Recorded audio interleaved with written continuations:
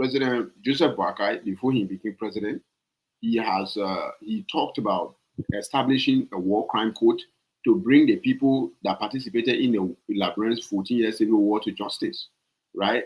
And which is a big deal, 100%. And a lot of people been, in support of it from the very, very get-go, right? A lot of, prominent Liberians was in support of that idea. What do you think about that? Do you think that this is I mean, I don't know, like is he going to establish a war crime court in his presidency? Or is Liberia ever going to establish a war crime court in Liberia to hold people accountable like the way they say that they would?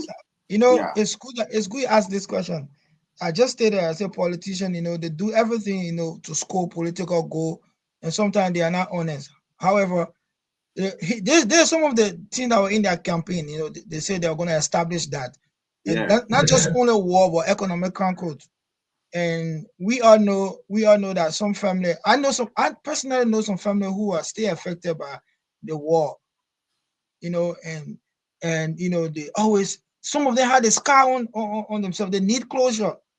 That's why, it's been ages, but they still live with that kind of fear. In fact, sometimes people say, uh, the 2000 generation, they say all of them were born right after the war, so that's why they are not setting. Some people use that kind of parable. Say, you see, distant generation, that's why the youth in Liberia, most of them were born right after the war, so that's why they are so arrogant. That's why they're so active like that. That's why they are so into all kind of things, because they were born, right after the war. But however, we saw pictures. I saw a picture in the news that yes, indeed, they have established the office and they're gonna be hunting. But since then, I hope that they can start operating. I hope that it shouldn't take them 3 more years before they can start going beyond people, because everybody thought that yes, this war conquer is only, when they talk about war conquer in Liberia, everybody was looking at the late Senator Johnson.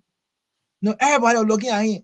So he, the me person, are supposed to appear in our war conquer. But there are other people who participated in the war, who even sponsor rebel, and they are still living. Some of them say the pastors now. Some of them came over and then they can come on the internet or on the radio station, explain how they kill human being. I watched a documentary of one of the former warlord explaining how he used to kill human beings, this, that, how they used to, women used to be pregnant and then take children or child for in our belly. These are things, that really, really affected our society. And at the end of the day, they say they are changed, they are men of God, they are this, that, that. All these people, they need to answer questions, because some of the family, they still grieve, and some of them still know who caused all the chaos in their family life or in their lives, and they need to be held contempt in what they did. But however,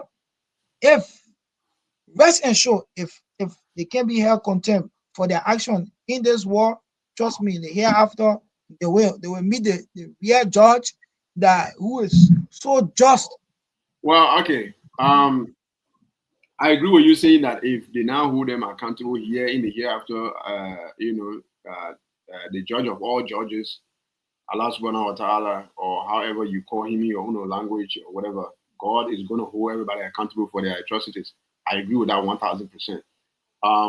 I believe that our war crime code is not going to be built. At least if it is going to be built, then it will not be built in time. It will be built at a time when all of these people that's going to be held accountable, when they are all dead and gone.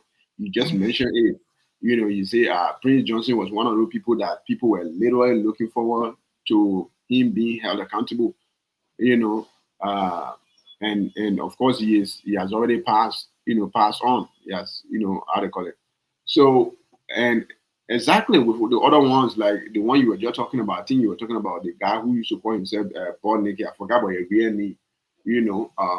He's a crown guy. He was general during the war. And he has a story there. He say now he's a pastor, a preacher, or whatsoever, but he always come on live every now and then to threaten people whenever something is happening, whatsoever. Especially when people finish seeing Yaka Kolba finish transforming his life from a former rebel to now a political leader in Liberia. how to call it, Prince Johnson did the same thing. A lot of these people who participated in the war feel like, oh yeah, if these guys can do it, I'm I can do it. I don't think that the war crime code is going to be established, in Liberia, at least not until all the people that actually committed the crime are dead and gone. That's what I think. After they are all dead and gone, that the time they work. Why do I say that? Because most of the people that believe that the war crime code should be established in Liberia, the people that they want to hold accountable, number one on that list, you said Prince Johnson. I don't think Prince Johnson is number one on that list on a lot of people list. They on a lot of people list that they want the people that want a war crime code to be established in Liberia. The number one person on our list is Ma Ellen Johnson Sirleaf, right? And this is one of the main reasons why the war crime code is not going to be built. Like if you and which I understand 100%. I'm not saying that Miley is innocent whatsoever. She had made it clear that she supported the war in Liberia at the beginning stage. And she regretted it, right? She admitted it, and she says she regretted it whatsoever. But again, yeah, you can regret it. That doesn't mean that you are going to be spared from accountability, right? So if the war crime code establishment is going to hold Miley accountable for her participation in the war, trust me, our war crime code is not going to be established until, like I said, a lot of these people are already gone. Until the people that remain are people like, for example, Yeke Kolba. You understand what I'm saying? Because Yeke Kolba is somebody that almost everybody can have problem with. You say that, oh yeah, they may participate in the war, they may pay the price, whatsoever. So that's what it is, man. I believe that. I don't believe that President Parker is going to establish that code, and they just establish again. So they finish building the office of the war crime code. Are you serious? We have built the office of the war crime code, bro. Why are you putting that in your speech? You build the office of the war crime code. You could have done that a long time ago before even you became president. To build office that what in. And also there are a lot of people that have George Weah on our list. I just told you there was a girl in Liberia. Her name, I think she went by the name Jessica something. She had to flee Liberia because she said that she has evidence, enormous amount of evidence that George Weah participated in the war. And George Weah supported certain rebel group in the war. And she has evidence for it. So if you have people named like Ma Ellen, George Weah, name on that list to be held accountable for atrocities done during the 14 years ago, trust me, that war crime code is not going to be built until these people are not here with us anymore. That the only time they will go build that war crime code, so in case of any further, God forbid, future occurrence, and then people can be held accountable. But now for the people that actually, a lot of people already finish passing away, people that participated in the war, a lot of them most of them finish passing away actually. Look at Ma Ellen, the way Ma Ellen is now. She is very, very old. She hardly even come out. You have to understand that. So, I mean, it's a political move. I said this over and over. There is no way that war crime code is going to be built in Liberia. We have people in Liberia. We have not just thousands, maybe even 1 million people in Liberia that is a supporter of Charles Taylor, and they would love Charles Taylor to be seen freed and come back to Liberia, and they will vote for him and make him president. There are people that are knocking at you. When I see those people, I'm like, yo, what is this?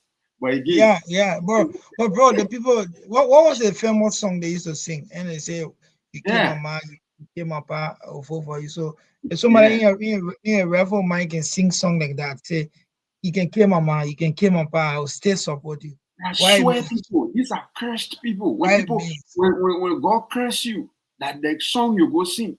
You sing it to someone that you don't want to kill my mother.